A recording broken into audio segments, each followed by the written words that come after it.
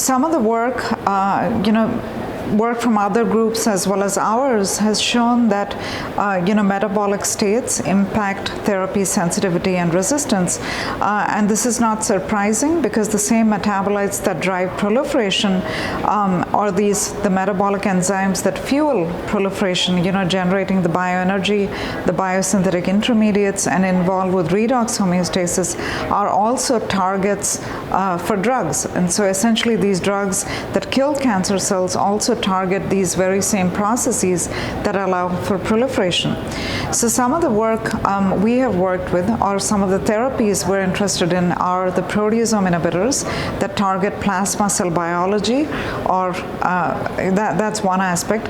And the other is we're interested in this phenomenon of targeting program or inducing programmed cell death. So we have newer drugs like venetoclax that are, it's a BCL2 antagonist that's very efficacious in a small subset of myeloma. And so we have tried to understand the intersection between metabolism and programmed cell death. And essentially, can you modulate metabolism to increase sensitivity to venetoclax? And so what we have found is that if you target the mitochondrial electron transport chain, you increase sensitivity to venetoclax. At the same time, reduced electron transport chain activity is a predictor of venetoclax sensitivity. So these are two areas where in manipulating or measuring cellular energetics and the electron transport chain activity, we're able to either induce sensitivity or predict sensitivity to this particular drug. So that's one area where we have investigated metabolism connected to therapy sensitivity or mechanisms of action. And just building on from yesterday's plenary panel, there was a comment that we need to understand better the biology of high-risk disease, and high-risk disease is in fact more proliferative. And so if one looks back, that proliferation is again maintained or sustained by metabolites and the bioenergy and so forth. So then it becomes critical to understand how metabolism, how metabolism sustains this proliferation in high-risk, multiple myeloma. Some of the key challenges are normal cells rely on, the same metabolic processes that fuel, cancer growth.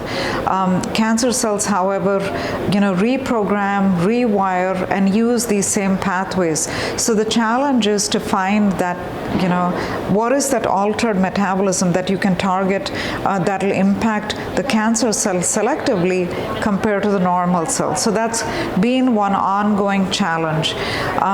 I would say the second challenge is metabolism is complex and it can be redundant. And so if you target one pathway, a cell can easily reuse or jump onto another pathway that can provide the same source of nutrients and metabolites. So that's been one challenge. I would say those are the two main challenges. We have had, a lot of interest and development in various therapeutic compounds over the last, say, 10 years. And it seems like their best application will be in combination to create, synthetic lethal strategies.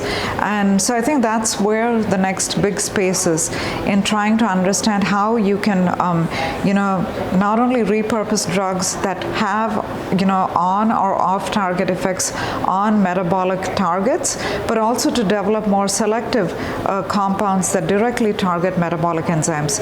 And there is also this newer, interest in immunometabolism to kind of jump on to, the larger interest in, harnessing, our immune system. And so a better understanding of, the metabolites in the microenvironment, the exchange between, for example, the immune cells and tumor cells, and so forth is another challenge, but an important area we need to get into.